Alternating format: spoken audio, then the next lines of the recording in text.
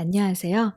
오늘 고전 책방에서 소개해드릴 작품은 영문학에서 여성 최초로 로맨틱 코미디라는 장르의 소설을 쓴 작가 제인 오스틴의 오만과 편견입니다.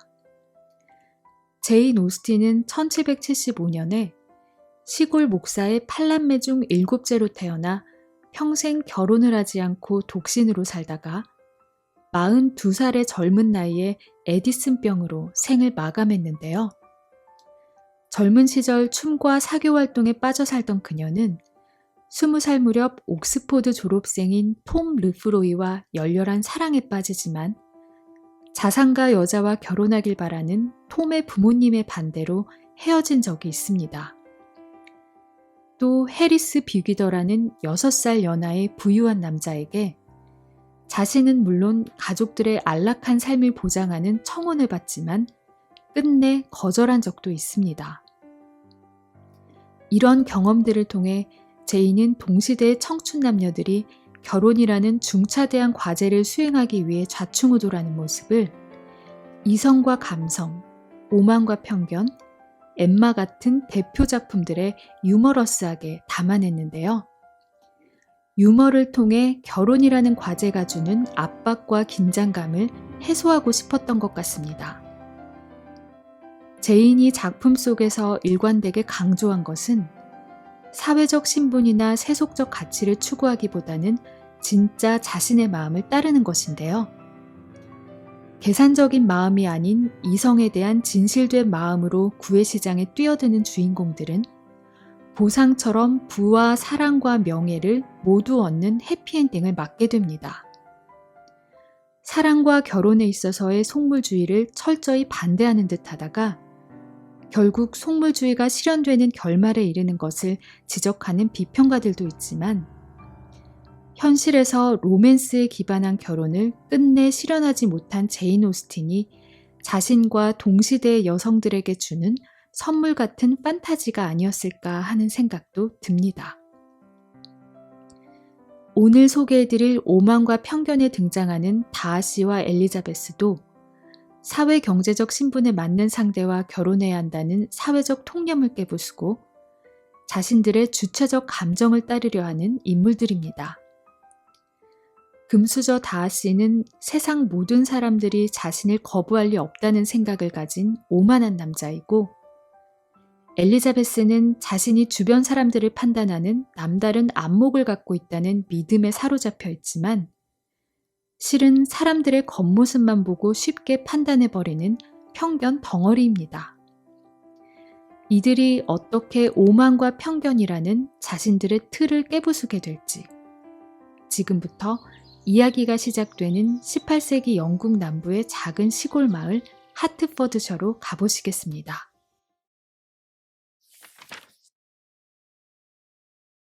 소박한 시골집에서 살아가는 베넷 부부에게는 아름다운 5딸이 있었는데 당시의 관습에 따라 아버지 쪽 재산은 남자에게만 상속되었기 때문에 베넷 씨가 죽으면 딸들은 재산을 상속받지 못하고 알거지 신세가 될 상황에 처해 있었습니다. 경박하고 속물적인 성격의 베넷 부인은 이런 상황을 면하기 위해 딸들을 부자 남자에게 시집 보내는데 혈안이 되어 있었고 최근 근처 네더필드 파크로 이사온 잘생기고 부유한 미혼남 밍리에게 5딸들 중 1명을 시집 보내야겠다는 의지를 불태우고 있었습니다. 그래서 빅리가 참석하는 마을 무도회에 5딸들을 모두 출동시키는데 빅리는 딸들 중에 가장 외모가 아름다운 첫째 딸 제인을 보고 반하게 됩니다.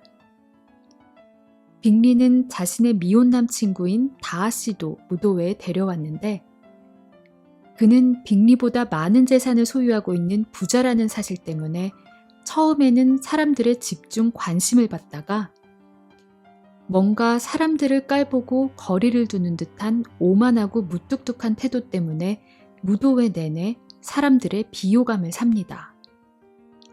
그리고 춤 상대가 없어서 혼자 앉아있던 베넷가의 둘째 딸 엘리자베스를 보고 누군가가 다하시에게 그녀와 춤을 추라고 권하지만 그는 엘리자베스가 자신의 마음을 끌 만큼 예쁘지 않다며 오만한 태도로 거절합니다.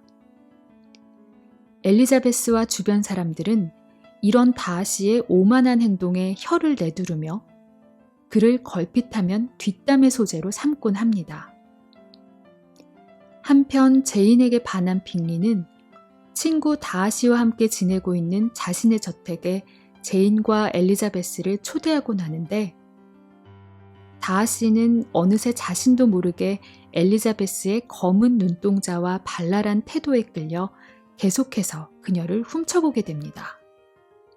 그러다 얼마 후 다시 열린 마을 무도회에서 엘리자베스에게 정중히 춤을 청하지만 지난번 무도회에서 이미 다하시를 오만하고 재수없는 남자로 판단해버린 엘리자베스는 단호히 그의 청을 거절합니다.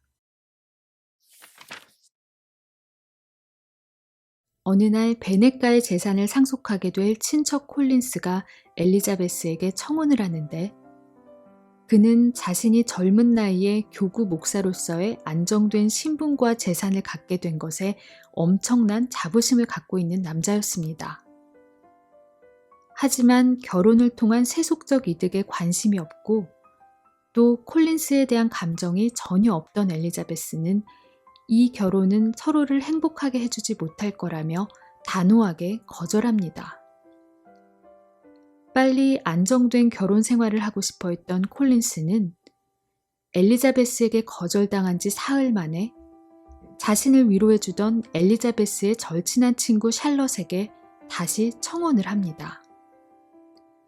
샬럿은 결혼에는 큰 관심이 없었지만 재산이 별로 없는 젊은 여성에게는 결혼만이 명예롭게 먹고 살 수 있는 유일한 방법이라고 생각했기 때문에 그의 청혼을 곧바로 수락합니다. 엘리자베스는 절친했던 샬럿이 세속적 이익을 위해 결혼을 선택한 것에 경악을 금치 못합니다. 이 와중에 엘리자베스는 근처 마을에 주둔하고 있던 잘생기고 친절한 성격의 군인 위컴에게 호감을 갖고 있었습니다. 엘리자베스는 그의 외적인 매력에 끌려 금세 그를 호인으로 판단하고 신뢰하게 되는데 어느 날 그는 자신은 다하시 가문의 집사 아들인데 다하시의 아버지가 자신을 무척 아껴서 자신에게 안정된 교구의 목사직을 맡긴다는 유언을 남겼지만 다하시가 아버지의 사랑을 빼앗아간 자신을 질투해서 악의적으로 그 유언을 실행하지 않았다고 험담합니다. 위컴의 매력에 빠져있던 엘리자베스는 그의 말이 사실이라고 믿고 그저 오만하다고만 생각했던 다하시가 악의적이기까지 하다며 그를 더욱 혐오하게 됩니다.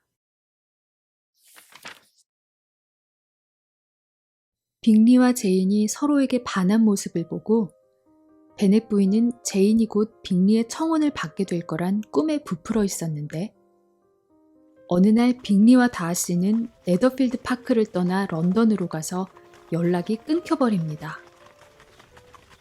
빅리를 사랑하고 있던 제인은 이에 큰 상처를 받게 되고 엘리자베스는 사악한 다하시가 그의 친구가 가난한 집안의 여자와 결혼하는 것을 방해하려고 빅리를 런던으로 데려간 거라고 굳게 믿습니다. 그러던 어느 날 엘리자베스는 콜린스 부부의 초대를 받아들여 그들의 신혼집이 있는 헌스퍼드로 놀러가게 되는데 그곳에서 다하시를 오랜만에 다시 만나게 됩니다. 콜린스 부부는 다하시의 이모님과 자주 교류하고 있었고 다하시가 마침 이모님 집을 방문하고 있었기 때문입니다. 다시 만난 엘리자베스에게 변함없는 사랑을 느끼던 다하시는 어느 날 저녁 갑자기 엘리자베스의 방을 찾아와 사랑을 고백하며 청혼을 합니다. 하지만 엘리자베스는 사랑하는 언니의 결혼을 방해한 장본인이자 위컴을 고의적으로 괴롭힌 나쁜 사람이자 다른 사람들의 감정을 무시하는 오만한 남자와는 절대 결혼할 수 없다며 그의 청혼을 단칼에 거절합니다. 엘리자베스가 자신에 대해 오해하는 부분이 많다고 생각한 다하씨는 다음날 엘리자베스의 산책길에 불쑥 나타나 장문의 편지를 건네주고 사라집니다. 편지에서 다하씨는 제인이 항상 너무 차분한 태도를 보여서 자신의 친구 빅리를 그닥 좋아하지 않는 줄 알았고 이 때문에 빅리가 상처받을까봐 빅리를 런던으로 데려간 거라고 해명합니다. 자신이 고의적으로 두 사람의 사랑을 방해한 것은 아니란 거죠. 또 위컴에 대해서는 자신은 아버지의 유언대로 위컴에게 목사직을 맡기려 했지만 위컴이 먼저 성직자 생활을 거부하고 현찰로 수혜를 받고 싶다고 말해 3,000파운드의 돈을 줬다고 말합니다. 그럼에도 불구하고 위컴은 다시 돌아와 목사직을 달라고 요구했고 그 요구가 거절당하자 다하씨의 어린 여동생을 꿰어내 그녀의 재산을 노리고 야반도주를 하려 했고 다하씨가 이 사태를 겨우 막았다고 해명합니다. 다하씨의 편지를 다 읽은 엘리자베스는 자신이 위컴과 다하씨의 겉모습만 보고 편파적인 편견을 갖고 있었다는 것을 깨닫습니다. 그녀는 이렇게 중얼거립니다. 나는 사랑이 아니라 허영이라는 어리석음에 빠졌었어. 처음 그 사람들을 알게 된 순간부터 나는 한 사람이 보이는 호감에 우쭐하고 다른 한 사람이 보이는 무시에는 화가 난 나머지 편견과 무지를 추종하고 이성은 쫓아버렸던 거야. 지금 이 순간까지 나는 나 자신을 전혀 모르고 있었어.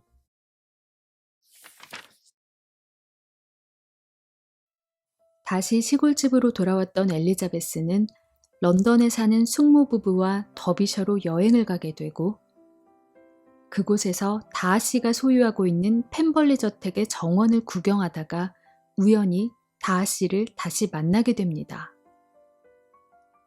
다하씨는 이전과 다른 친절하고 상냥한 태도로 숙모 일행과 엘리자베스에게 정원 곳곳을 소개해주고 일행을 저녁 식사에 초대해서 자신의 여동생을 소개시켜주기도 합니다. 그날 밤 엘리자베스는 자신이 이전처럼 다하씨를 미워하지 않고 오히려 그의 훌륭한 성품을 확신하게 되었다는 생각에 잠을 이루지 못합니다. 그리고 며칠 뒤 언니로부터 막내 동생 리디아가 도박빚에 쫓기는 위컴과 야반도주를 했고 행방이 묘연해져 집안이 발칵 뒤집어졌다는 편지를 받게 됩니다. 이에 놀란 엘리자베스가 허겁지겁 집에 돌아갈 채비를 하는데 다하씨가 그녀를 방문했다가 위컴과 여동생의 소식을 듣게 됩니다. 다하씨는 엘리자베스를 돕고 싶은 마음에 몰래 위컴과 리디아를 찾아내 위컴의 도박빚을 갚아주고 베네가의 명예가 더럽혀지기 전에 두 사람이 합법적으로 결혼을 하도록 지참금까지 얹어주며 문제를 해결해줍니다. 다하씨는 이 사실을 끝까지 엘리자베스와 베네가 사람들에게 감추려 했지만 리디아가 얼떨결에 엘리자베스 앞에서 발설해버리죠. 그리고 다하씨는 친구 빅리에게 다시 네더필드로 돌아가 빅리를 기다리던 제인을 만나라고 권유하고 다하씨 덕분에 서로 변치 않은 사랑을 확인한 빅리와 제인은 결혼에 꼴이 나게 됩니다. 그러던 어느 날 다하씨는 엘리자베스를 다시 찾아와 여전히 자신의 마음은 변하지 않았으니 자신에 대한 감정이 어떤지 말해달라고 부탁합니다. 엘리자베스는 그동안 자신의 감정은 상당한 변화를 겪어서 이제 그의 확실한 마음을 고맙고 기쁘게 받아들일 수 있다며 그의 청혼을 받아들입니다. 두 남녀 주인공은 오만과 편견이라는 자신들의 틀을 깨부수려는 노력을 통해 진정한 사랑을 얻을 수 있었습니다. 계산적인 마음으로 상대를 고르기보다는 편견과 왜곡 없이 상대의 진짜 가치를 발견하는 데 집중하라는 로맨티스트 작가의 메시지가 담긴 작품이었습니다. 그럼 오늘도 좋아요와 구독으로 고전책방에 힘을 실어주는 것 잊지 마시고요. 편안한 밤 되세요. 감사합니다.